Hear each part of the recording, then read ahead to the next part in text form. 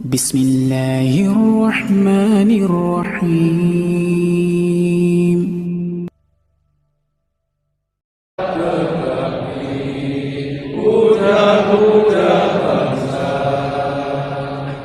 Di sana tempat lahir kita, dibuat dibesarkan Bunda, tempat berlindung di hari tua, tempat akhir menunggu.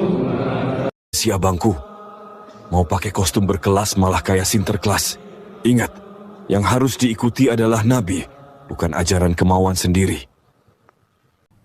Bismillahirrahmanirrahim. Assalamualaikum warahmatullahi wabarakatuh. Alhamdulillahirrabbilalamin. Wassalatu wassalamu ala asyrafil hamdil mursalin wa ala alihi wa sahbihi ajma'in. Saudaraku yang beriman kepada Allah subhanahu wa ta'ala, kembali lagi berjumpa dalam channel kita Orang Surau. Pada kesempatan kali ini kita akan membahas video yang telah kita tampilkan tadi, yang mana di dalam video tersebut adanya upacara manakib nasional Syekh Abdul Qadir Al-Jilani yang dilakukan dan dilaksanakan di Masjid Istiqlal Jakarta, yang mana ini terjadi tanggal 31 Agustus kemarin, yang dihadiri oleh ribuan jemaah dari Abah Aws.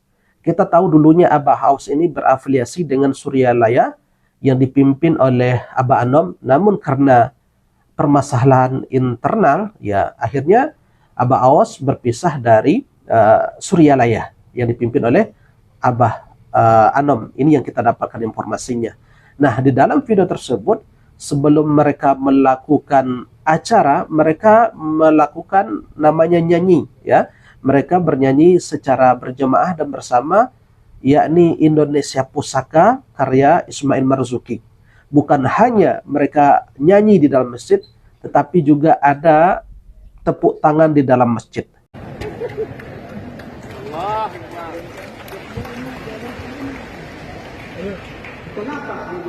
Nyanyi di dalam masjid bukan kali ini terjadi, tetapi juga ada dulunya.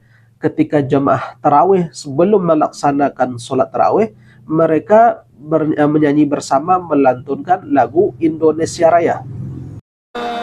Tanah airku, tanah tumpah darahku, di sanalah aku berdiri dari pandu ibuku.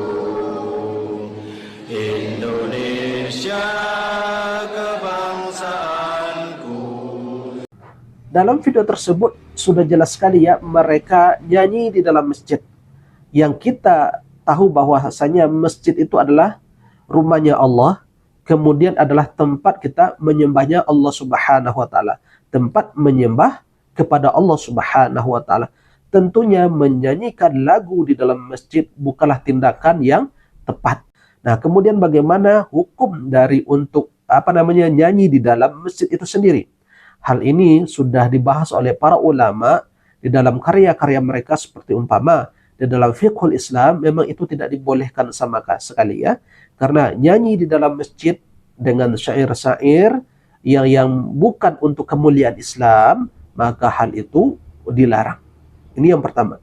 Kemudian yang kedua, ada juga membolehkan dalam kitab Al-Majmu' dijelaskan bahwa boleh nyanyi di dalam masjid itu dengan catatan, ya, bahwa nyanyian itu lirik-lirik lagunya itu berisi sanjungan kepada Allah Subhanahu wa taala, menceritakan akhlak Rasulullah SAW, ataupun dengan kegiatan-kegiatan yang mana isi syair itu adalah bersifat Islami.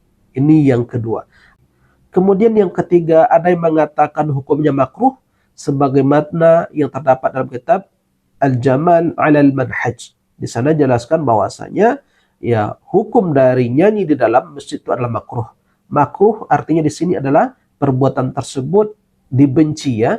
Nyanyi di dalam masjid itu dibenci. Apa yang disampaikan oleh Imam Al-Wahidi menjelaskan bahwa mestilah kita menjaga kehormatan dari masjid tersebut, karena masjid itu adalah merupakan tempat ibadah dan rumahnya Allah Subhanahu wa taala. Hal ini juga terdapat di dalam kitab Umdatul Mufti ya. Di sana dijelaskan bahwasanya hal ini tidak boleh dilakukan. Saudaraku yang beriman kepada Allah Subhanahu wa taala, tentunya dari apa yang telah disampaikan oleh para ulama melalui karya-karya mereka, tentunya inilah jauh yang lebih baik ya.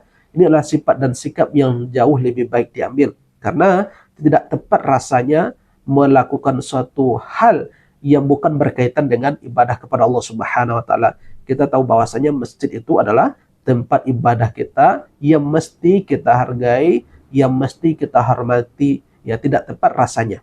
Ya, kalau berbicara hukum boleh, ya sah-sah saja bagi mereka yang mungkin membolehkan ya, yang bagi mereka yang berpendapat membolehkan. Ibarat peci ya, kalau ditaruh di kaki itu boleh, tetapi bukan tempatnya. Barangkali seperti itu analoginya. Istilah Abah, Eropa merindukan kaki Abah. Makanya Abah umroh ke Eropa. Wah, sarap nih aki-aki. Umroh katanya ke Eropa. Umroh ke Madinah. Ada aja lagi yang sesat nih kayak gini. Masjid. Ke Eropa, ke gereja. Saya menerima barang dari sorga. Tuh, Dompet dari surga katanya guys. Duitnya juga duit gaib ya. Aduh. Dompet. Dan gue bingung ya, orang-orang yang kayak gini nih masih aja diikutin. Banyak banget pengikutnya guys. Percaya syukur, tidak usah bodoh. Apa nggak ada operasinya mereka ya? Yang kayak gini aja nih diikutin. Sorga. Udah tahu jelas-jelas sesat, masih aja banyak pengikut. Di dalam video yang kedua ini ada ungkapan atau ucapan yang rasanya mesti kita kritisi juga ini ya. Dari Abah Awas mengatakan bahwa umroh ke Eropa. Apalagi katanya umrohnya di gereja.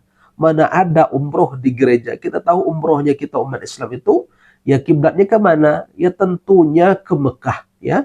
Tidak mungkin ke Eropa, apalagi kata beliau ini di gereja. Tentunya ucapan yang beliau sampaikan ini, walaupun beliau ini adalah seorang tokoh dari tarekat tertentu, tentunya apa yang disampaikan oleh beliau ini perlu kita cerna. Tidak boleh kita ikuti dan kita tidak boleh mengamini secara mentah-mentah. Ya, tentu kita harus teliti. Kita terima dengan logika yang sehat. Mungkinkah kita seorang muslim ini umrohnya ke Eropa? Tentunya tidak. Ya, umroh kita sudah ditetapkan oleh agama kita bahwa umroh kita itu bukan ke sana. Nah, kemudian yang kedua juga beliau mengatakan, ya dia memperlihatkan bahwa dompet beliau berasal dari surga. Wallahu a'lam maksud beliau ini seperti apa ya. Kita tahu bahwasanya surga itu berada nanti kelak ya di akhirat. Tidak ada manusia yang mampu masuk ke surga hari ini ya, apalagi membawa material dari surga sana, yakni berupa dompet. Tentu hal ini tidak masuk logika sama sekali. Apa yang disampaikan oleh Mbah Awas tersebut tidaklah cocok dengan logika kita. Tentunya hal yang bertentangan dengan logika tentunya kita hindari dan tidak usah diikuti, apalagi diambilkan. Anggap saja itu adalah sebuah cerita yang beliau sampaikan, yang mana cerita ini tidaklah benar seperti itu. Kalau hanya sekedar cerita ataupun dongengan, maka sah-sah saja bagi mereka. Barangkali ini yang mesti kita sampaikan, ya mudah-mudahan yang sedikit ini bermanfaat. Subhanakallahumma wa bihamdika asyhadu an la ilaha illa anta astaghfiruka wa atubu ilaik. Wabillahi taufiq wal hidayah. Assalamualaikum warahmatullahi wabarakatuh. Alhamdulillahi rabbil alamin.